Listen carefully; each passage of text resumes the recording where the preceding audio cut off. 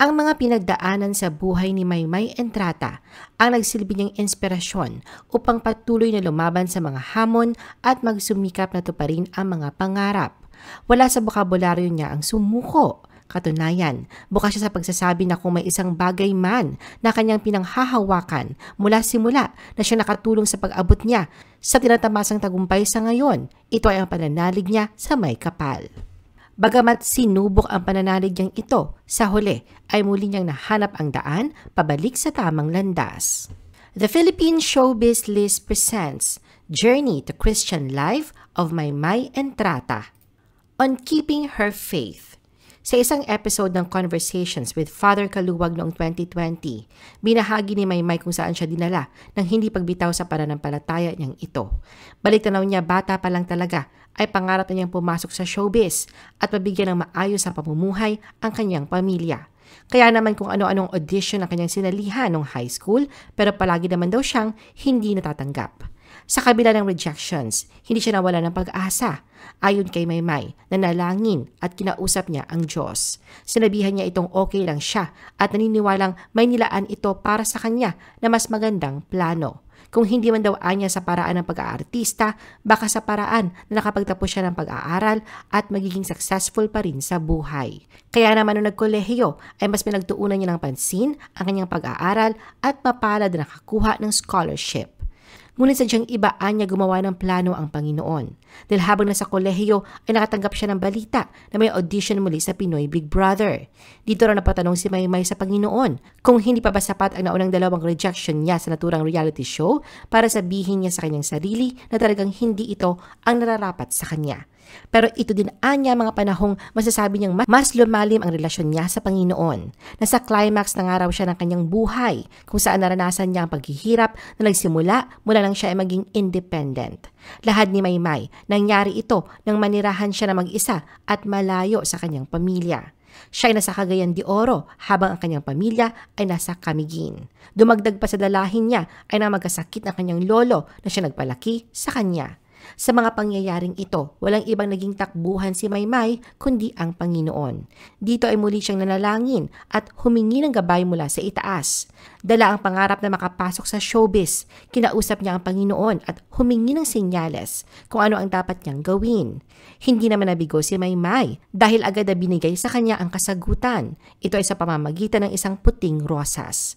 Matapos nito ay wala na nga siyang sinayang na oras at sinubukan ang kanyang swerte sa PBB. Nasa huli ay kanya napagtagumpayan kung saan siya ang hinirang na big winner.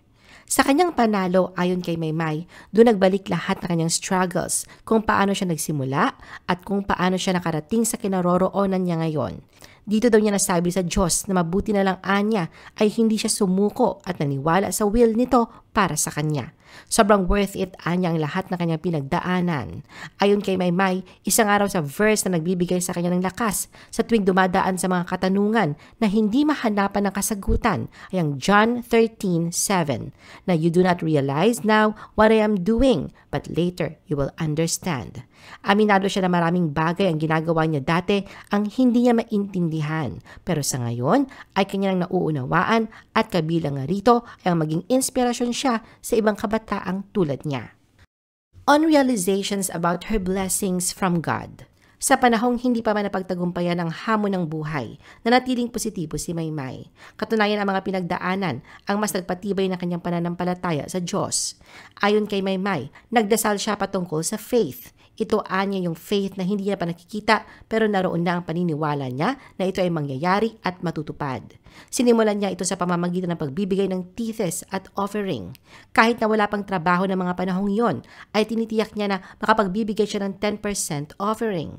Kahit nga raw walang-wala siya, naniniwala si Maymay na ang lahat ng ito ay para sa Diyos. Hindi man daw niya alam kung kailan pero alam niyang darating din ang sandaling na ang ginagawa niyang ito at pagsisilbi sa Diyos ay mapapalitan ng tagumpay. Kalaunan, unti-unti na pagtanto ni Maymay ang mga biyayang binigay sa kanya ng Diyos.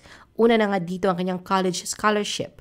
Nasundan pa ito ng pagiging bahagi niya sa isang choir kahit na hindi naman daw kagandahan ang kanyang boses.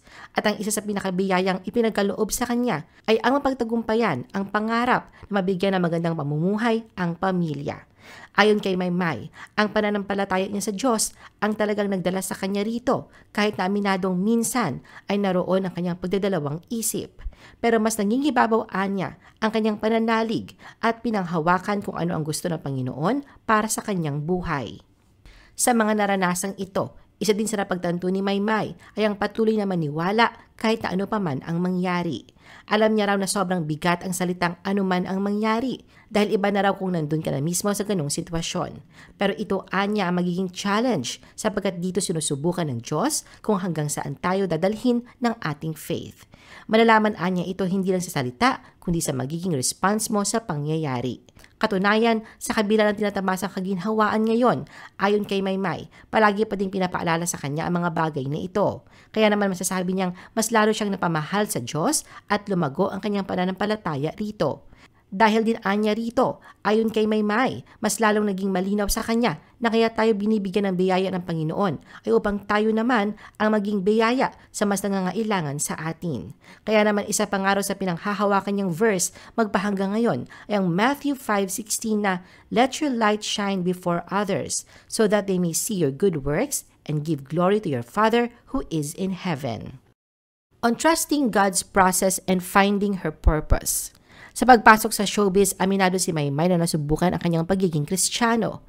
Nariyan ang iba't ibang temptasyon katulad na lang anya ng kaisipan na kaya niya nang gawin ang kanyang nais na hindi na kinailangan pang hingin ang tulong ng Panginoon. Pero sa tuwing sumasaging araw sa kanya ang ganitong bagay, palagi niyang ipinapaalala sa kanyang sarili na wala siyang karapatang ipagmalaki o solohin ang kung anumang tinatamasang tagumpay dahil alam niyang ang Panginoon na nag-provide ng lahat ng ito sa kanya at hindi siya. Kasabay nga nito ang baon niyang verse mula sa Ephesians 2:8-9 na, "You were saved by faith in God who treats us much better than we deserve. This is God's gift to you and not anything you have done on your own. It isn't something you have earned, so there is nothing you can brag about." Ayon kay Maymay, hindi magiging posible ang lahat ng ito kung wala ang presensya ng Panginoon sa kanyang buhay.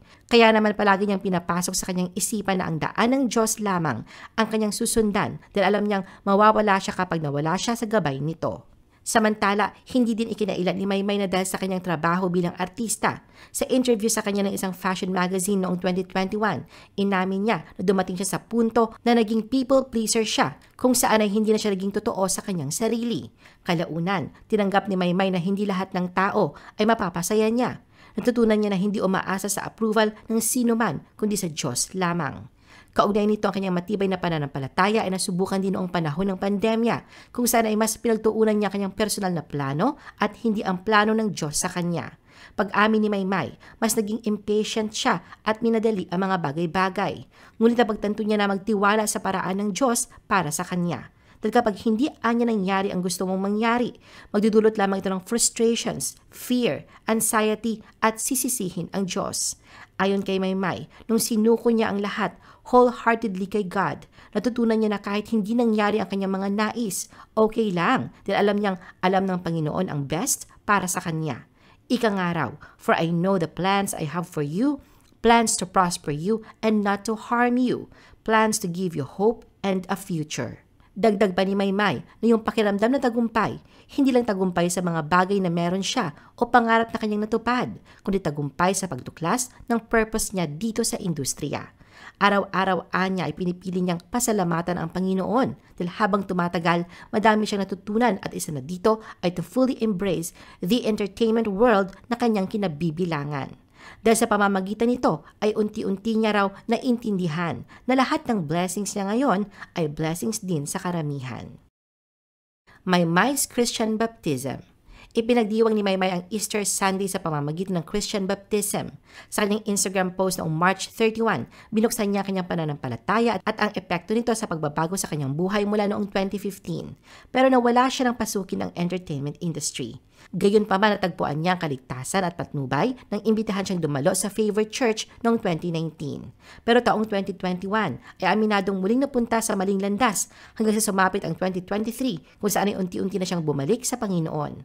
Para kay Maymay, ang maranasan ng pagmamahal ng Diyos nang hindi hinuhusgahan kung sino siya at kung ano ang kanyang ginawa ang nagtulak sa kanya upang sumuko sa kanyang pananampalataya. Anya, Now, I want to seek Him first before anything else because I know by doing so, everything will fall into its right place. Jesus, this is me who is publicly declaring that I am with you. I am dying from my sins and I am with you in the resurrection. Dagdag pa ni Maymay, ang lumang bagay ay naglaho at ang bagong bagay ay dumating. Hindi pa rin anya siya perpekto. May mga kahinaan pa rin. Ngunit ang magandang bagay ay alam niya kung saan at kanino siya nabibilang. Walang iba kundi sa piling ng Panginoon. Kalakip nito ang mga larawan at video mula sa water baptism. Makikita dito ang pagdarasal ng mga kasamahan niya sa simbahan para sa kanya at ipinahayag niya na siya ay kasama ni Jesus sa muling pagkabuhay. Samantala, ibinahagi rin ni Maymay ang kanyang naobserbahan patungkol sa kakaibang ilaw na mula sa itaas na tumama sa kanya habang binibinyagan siya. Ang kulay anya ng kanyang baptism video ay biglang nagbago matapos siyang bumangon mula sa tubig na ayon sa kanya ay isang paalaala kung paano bininyagan ni John si Jesus. Pero na makita ng mga tagahanga ni Maymay ang kanyang post, ilan sa kanila ay nagsimulang magpahayag ng mga haka-haka. Iniuugnay nila ang wrong path na tinahak ni Maymay noong 2021 ay may kinalaman sa dating non-showbiz foreigner boyfriend na si Aaron Haskell. Pero sa X, agad na naglabas ng paliwanag si Maymay kung saan ay binigyang diin niya na bagamat sila ni Aaron ay naghiwalay nga, nag-ugat ang kanyang pagtukoy sa isa pang malungkot na pangyayari sa kanyang buhay. Nakiusap siya na huwag itong idamay. Anya, it was my past trauma po. I was hurt and so I hurt other people, even the people I love. I'm asking lang po sana to be kind, especially po from my past relationship, Aaron. Do not take this against him. From the bottom of my heart, maraming salamat po. I-post ang inyong comments at reaction sa baba. At huwag kalimutan na i-like at i-share ang video na ito. Gusto mo pa ba ng ibang showbiz videos? Panoorin ang aming iba pang top viewed videos. Para sa aming mga YouTube viewers, pumunta lang sa description ng video na ito o i-click ang link sa itaas ng screen. Para naman sa mga Facebook viewers, ay maaari ninyong hanapin ang mga link sa comment section ng video. I-follow nyo din kami sa Facebook at mag-subscribe sa aming YouTube channel. Thanks for watching!